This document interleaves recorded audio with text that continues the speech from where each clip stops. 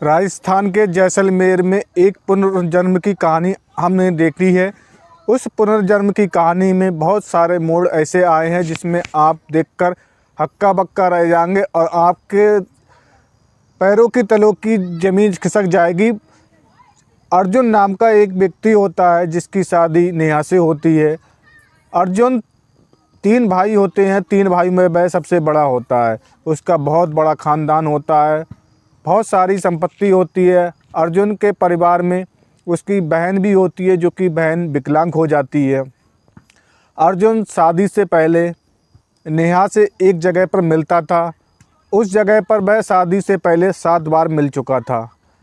नेहा अर्जुन की नज़दीकियाँ बढ़ती गईं और उनकी एक दिन शादी हो जाती है। जबकि नेहा बहुत अच्छी स्मार्ट लड़की होती है और सही स्वभाव की होती है, जबकि अर्जुन भी एक नेक, ईमानदार और अपनी पत्नी से प्यार करने वाला व्यक्ति होता है। एक दिन क्या था, जब अर्जुन ऑफिस से घर के लिए चल रहा था, तब उसकी बीवी उसे फ़ोन करती है और कहती है कि आप जल्दी आइए, आज आपका जन्मदिन है।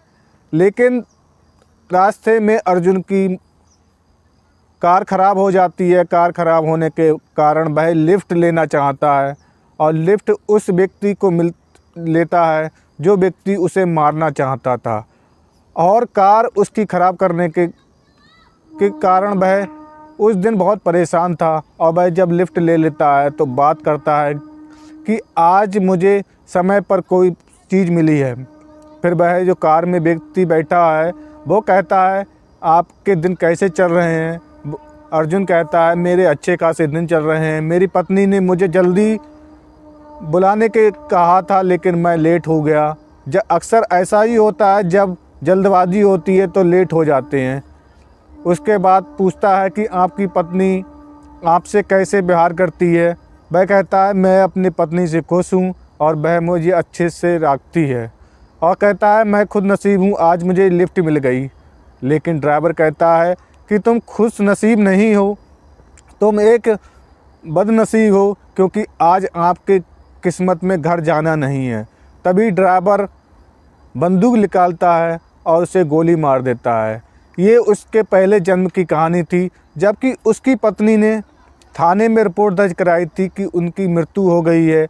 और मृत्यु होने के बाद जो कार एक्सीडेंट दिखाया गया था, उसके बाद उनकी लाश की बरामदी के लिए उसने लिखा था। लेकिन पुलिस सब जगह ढूंढ सकी, लेकिन उनको ढूंढ ना सकी। फिर क्या था कि उसकी गुमशुदगी मात्र दर्ज हो चुकी और उनकी बॉडी उन्हें प्राप्त नहीं होगी। एक दिन जब अर्जुन 9 वर्ष का था, तब वह उसने नेहा को देखा और वह उस समय बालकपन पर था।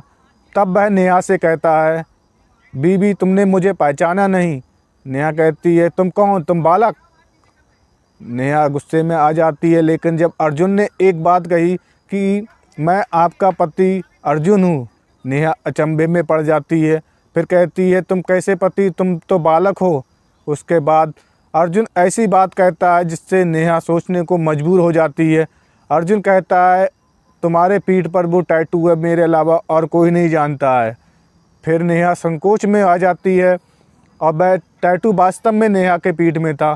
फिर भी नेहा उसे अपनाने से मना कर देती है। उसके बाद एक बार अर्जुन और मिलता है नेहा से, लेकिन वह उसे अपनाने से मना कर देता है। उसके बाद अर्जुन नेहा को फ़ोन पर कॉल करता है, कहता है, मैं उस दिन का इंतज़ार करूँगा जहाँ मुझे आप 7 बार पहले शादी से पहले मिली थी। नेहा तो सुन तो लेती है पूरी बात। फिर वह नेहा पहुँच जाती है उसी जगह पर।